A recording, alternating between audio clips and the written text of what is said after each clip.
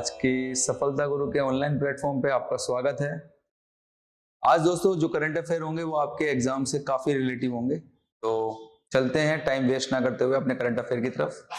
पहले क्वेश्चन को देखते हैं, पहले पॉइंट को देखते हैं कि दिल्ली के सफदरजंग अस्पताल के अंदर डॉक्टरों ने एक बहुत अच्छा कारनामा कर दिखाया है। एक लड़की थी राजस्थान की, मरिया उसका नाम था। उसके हाथ कट गए थे, मतलब वो चारा कर रही थी और जिस कारण से उसके हाथ उस मशीन में आ गए और उसके हाथ कट गए थे तो उंगलियां भी उसकी सारी कट गई थी। तो डॉक्टरों ने पैरों की चर्बी से उंगलियां बनाकर उस लड़की के हाथों में लगाई है। ठीक है, तो ये बहुत बड़ा कारनामा है। हॉस्पिटल सफदरजंग हॉस्पिटल है और लड़की राजस्थान की जिसका नाम मैरिया। ठीक है, याद रखना है हमें।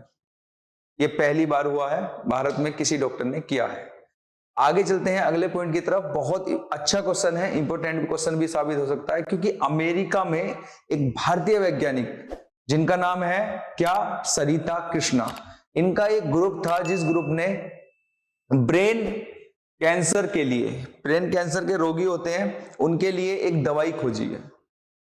ब्रेन कैंसर के रोगियों के लिए एक दवाई खोजी है और उनकी यह रिसर्च जो है ना, विज्ञान पत्रिका नेचर के ताजा अंक में भी प्रकाशित हुई है। तो याद रखना है, इनकी जो ये रिसर्च है, नेचर क्या है, एक पत्रिका है, उसमें प्रकाशित हुई है। कृष्णा, सरिता कृष्णा इनका नाम है। इन्होंने अमेरिका में इस रिसर्च को किया है। ठीक है, किसके, ब्रेन कैंसर के रिसर्च को।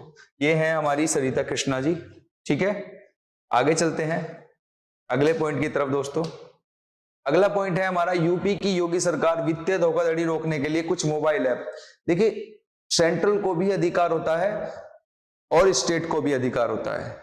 स्टेट में अगर किसी जैसे इलेक्ट्रिक गैजेट्स पे कोई वर्क करना होता है तो इसमें सीएम को अधिकार होता है कि वो उसमें चेंज कर सकता है। तो इसीलिए यूपी गवर्नमेंट के जो सीएम है आदित्यनाथ योगी जी, उन्होंने कहा है कि कुछ ऐप को बैन कर दिया जाएगा क्योंकि वो वित्तीय धोखाधड़ी कर रही हैं और साथ ही जितने भी बिल्डर व फाइनेंस कंपनियों पर भी शिकंजा कसेगी। कौन, यूपी गवर्नमेंट। इसमें एक चीज जानना जरूरी है कि हमारी 3 प्रकार की जो शेड्यूल है उसमें लिस्ट है, 3 प्रकार की लिस्ट है और 7वीं शेड्यूल हमें बताती है, 7वीं अनुसूची इस बारे में बताती है। लिस्ट है कंकरेंट लिस्ट, यूनियन लिस्ट और स्टेट लिस्ट। तो जिस लिस्ट पे मतलब सेंट्रल गवर्नमेंट सरकार बनाती है वो है आपकी यूनियन लिस्ट, जिस पे स्टेट गवर्नमेंट कोई कानून बनाती है वो है आपकी स्टेट लिस्ट, और जिस पे दोनों मिलकर कानून बना सकते हैं वो है कंकरेंट लिस्ट। लेकिन अगर दोनों उसी लिस्ट पे कोई कानून बना रहे हैं तो याद रखना है, जो कानून सरकार ने, सेंट्रल गवर्नमेंट ने बनाया है वो ही मान्य होगा। तो ऐसे ही उसी से ही इसको एक स्टेट को ये अथॉरिटी मिलती है कि वो वहां के कुछ चीजों में, उस स्टेट के कुछ चीजों में बदलाव कर सके। इसीलिए मोबाइल ऐप में से कुछ ऐप जो है वो बैन कर देगी यूपी गवर्नमेंट। ठीक है, अब आप कहोगे कि सर ये क्या और स्टेट में भी होगा? नहीं, और स्टेट के सीएम के ऊपर बात है, वो इस चीज को एक्सेप्ट करते हैं नहीं करते। सेंट्रल गवर्नमेंट ने ये मुहिम नहीं चलाई है, ये चलाई है स्टेट गवर्नमेंट ने, सिर्फ यूपी स्टेट के लिए। ठीक है, अगले पॉइंट की ओर चलते हैं दोस्तों। अगला पॉइंट है कि एमपी के कूनो नेशनल पार्क में, आप लोगों को पता है मध्य प्रदेश के कूनो नेशनल पार्क में अफ्रीका से 20 चीते मंगवाए गए थे, उनमें से 3 चीतों की मृत्यु हो गई है। इसीलिए सुप्रीम कोर्ट ने कहा है कि शायद वहां का एटमॉस्फेयर चीतों के लिए सही नहीं है और उन्हें ट्रांसफर करके राजस्थान भेज दिया जाए। तो ये क्या है, किस तरीके से आपके क्वेश्चन बन सकते हैं कि अब एमपी के जो नेशनल पार्क में, कूनो नेशनल पार्क में जो चीते थे वो किस जगह, किस स्टेट में ट्रांसफर किए जाएंगे, या जिन चीतों को अफ्रीका से मंगाया गया था वो मध्य प्रदेश के किस नेशनल पार्क में है, या सिंपल आ सकता है कि कूनो नेशनल पार्क किस राज्य में है, वो है मध्य प्रदेश में। ठीक है, तो ये क्वेश्चन बन सकते हैं आप लोगों के।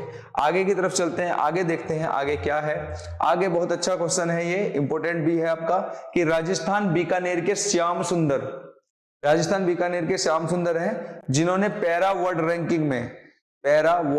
रैंकिंग में गोल्ड मेडल जीता है। तो याद रखना है, राजस्थान बीकानेर के हैं श्याम सुंदर, पैरा वर्ल्ड चैंपियनशिप में इन्होंने गोल्ड मेडल जीता है। आगे चलते हैं। भारत के बांग्लादेश के साथ 50 स्टार्टअप एक्सचेंज प्रोग्राम शुरू किए हैं। भारत ने बांग्लादेश के साथ 50 स्टार्टअप प्रोग्राम शुरू किए हैं ये क्या है दोस्तों? 50 स्टार्टअप, स्टार्ट का मतलब शुरू करना, अप मतलब कोई नई चीज।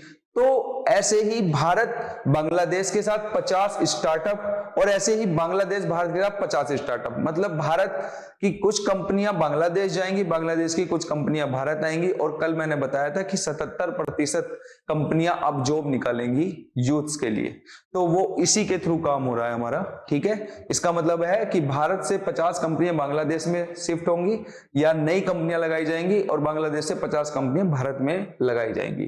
ठीक है, तो ये क्वेश्चन आपका बन सकता है कि 50 स्टार्टअप एक्सचेंज प्रोग्राम किस देश के साथ भारत ने शुरू किया है? ये है बांग्लादेश। बांग्लादेश के साथ ये प्रोग्राम शुरू किया है। अगले पॉइंट की तरफ चलते हैं दोस्तों। अगला पॉइंट है सबसे ज्यादा जीआई टैग, बहुत इंपॉर्टेंट है। जीआई का मतलब होता है ज्योग्राफिकल इंडिकेशन। ये किसको मिलता है? ये मिलता है जैसे किसी भी एरिया की, जैसे हम बोले उत्तर प्रदेश, उत्तर प्रदेश की हींग बहुत फेमस है, उत्तर प्रदेश हाथरस की हींग बहुत फेमस है और वो वहीं पे ही मिलती है, तो इसलिए वो उसको क्या मिला है? जीआई टैग मिला है। ऐसे ही जीआई टैग होते हैं कि जिस एरिया की कोई चीज बहुत पुरानी है ना, तो उसको जीआई टैग दिया जाता है। तो सबसे ज्यादा जीआई टैग पाने वाला राज्य बना है तमिलनाडु, इसके 55 चीजों को जीआई टैग मिला है। और उत्तर प्रदेश और साथ में कर्नाटक को 48 जीआई टैग मिले हैं। मतलब कि अगर फर्स्ट पे कहा जाए जीआई टैग में तो वो है आपका क्या? तमिलनाडु। और अगर सेकंड नंबर पे कहा जाए तो वो है आपका उत्तर प्रदेश और कर्नाटक दोनों। जीआई टैग के बारे में थोड़ी जानकारी ले लेते हैं। ये टैग शुरू किया गया था 2004 में, इसकी शुरुआत हुई थी। और इस टैग का काम होता है, ये टैग है दोस्तों 10 साल के लिए, 10 वर्षों के लिए लागू रहता है। जैसे 55 चीजों को, तमिलनाडु की 55 चीजों को जीआई टैग मिला है, तो ये 2023 में मिला है, तो 2033 तक ये वैलिड रहेगा जीआई टैग। ठीक है, आगे चलते हैं अगली टॉप पॉइंट की तरफ। अगला पॉइंट हमारा क्या कहता है?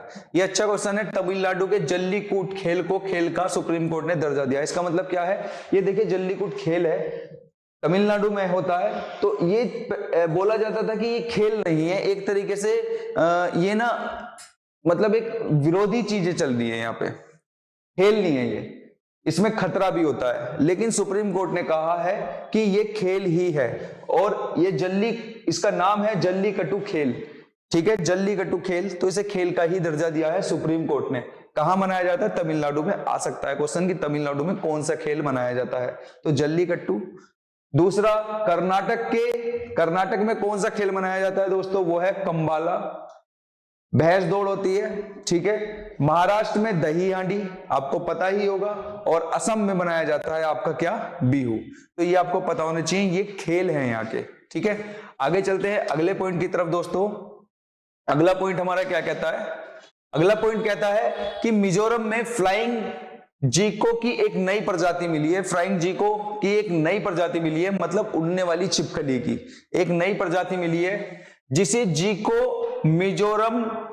मिजोरम मैंसिस नाम दिया गया है। ठीक है, मिजोरम इस राज्य में जब मिली है ये छिपकली, तो इसी के नाम पे इसको नाम दिया गया है।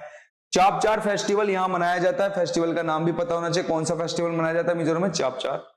हरियाणा में, अगला पॉइंट देखते हैं कि हरियाणा में 100 वर्ष बाद बंगाल टाइगर देखा गया है। क्वेश्चन आपका बन सकता है कि जो ये उड़ने वाली छिपकली है किस राज्य में मिली? 100 वर्षों के बाद पहली बार बंगाल टाइगर किस राज्य में देखा गया? क्वेश्चन बन सकता है छत्तीसगढ़ में नारंगी रंग का चमगादड़ देखा गया। किस राज्य में नारंगी रंग का चमगादड़? आप काले रंग का देखते हैं ना, तो नारंगी रंग का चमगादड़ छत्तीसगढ़ में आपका देखा गया है। ठीक है, ये देखिए, ये है छिपकली इस टाइप की, ये बंगाल टाइगर है और ये नारंगी रंग की चमगादड़ है। कहां देखी गई है? छत्तीसगढ़ में। बंगाल टाइगर हरियाणा में और छिपकली देखी गई है आपकी मिजोरम में। पता होना चाहिए, क्वेश्चन आने की संभावना है क्योंकि ये यूनिक एनिमल्स में है ना। आगे चलते हैं अगले पॉइंट की ओर। मोचा चक्रवात काफी खतरनाक चक्रवात रहा है, जिसके कारण म्यांमार के लोगों के साथ बड़ा दुखद चीजें हो रही हैं, घटनाएं हो रही हैं। ठीक है, तो मोचा चक्रवात बंगाल की खाड़ी में उठा था, बंगाल की खाड़ी में उठा था और इसका नामकरण किसने किया? यमन ने। पहले तो याद पता होना चाहिए कि मोचा चक्रवात कहां उठा, तो बंगाल की खाड़ी में उठा और इसका नाम किसने दिया? यमन ने। यमन ने दिया। इसी चक्रवात की वजह से म्यांमार की सहायता के लिए ऑपरेशन करुणा शुरू किया गया। इंपॉर्टेंट है बहुत ज्यादा। मोचा चक्रवात बड़ा फेमस चल रहा है, हर न्यूज में देखने को आपको मिलता होगा, पता होना चाहिए कहां से उठा, बंगाल की खाड़ी। नाम किसने दिया मोचा? यमन ने नाम दिया। और इसके लिए ऑपरेशन चल रहा है म्यांमार के लोगों के सेफ्टी के लिए, ऑपरेशन करुणा भारत की तरफ से। ठीक है दोस्तों, आगे चलते हैं अगले पॉइंट की ओर। अगला पॉइंट क्या कहता है हमारा? अगला पॉइंट है G7 शिखर सम्मेलन के दौरान यूनाइटेड किंगडम जो है, पहले तो देखिए यूनाइटेड किंगडम 4 देशों से मिलकर बना है। कौन से? स्कॉटलैंड, आयरलैंड, इंग्लैंड और वेल्स। इन 4 देशों से मिलकर आपका यूनाइटेड किंगडम बना है। ठीक है, अच्छा, यूनाइटेड किंगडम में क्या कह दिया है कि रसिया से जो हीरा आता था या धातु आती थी वो अब आनी बंद कर दी जाएगी। किस समिट में बोला है? G7 समिट में बोला है। अभी बताया था G7 समिट में आपके 7 देश आते हैं। ठीक है, आगे चलते हैं अगले पॉइंट की तरफ। चलिए दोस्तों, यहीं पे हमारे सारे पॉइंट्स खत्म होते हैं। आज के जितने भी करंट अफेयर इंपोर्टेंट थे वो सभी मैंने यहाँ पर डाल दिए हैं। ठीक है दोस्तों, तो कल फिर मिलते हैं नए करंट अफेयर के साथ, नए पॉइंट्स के साथ। बहुत बहुत धन्यवाद।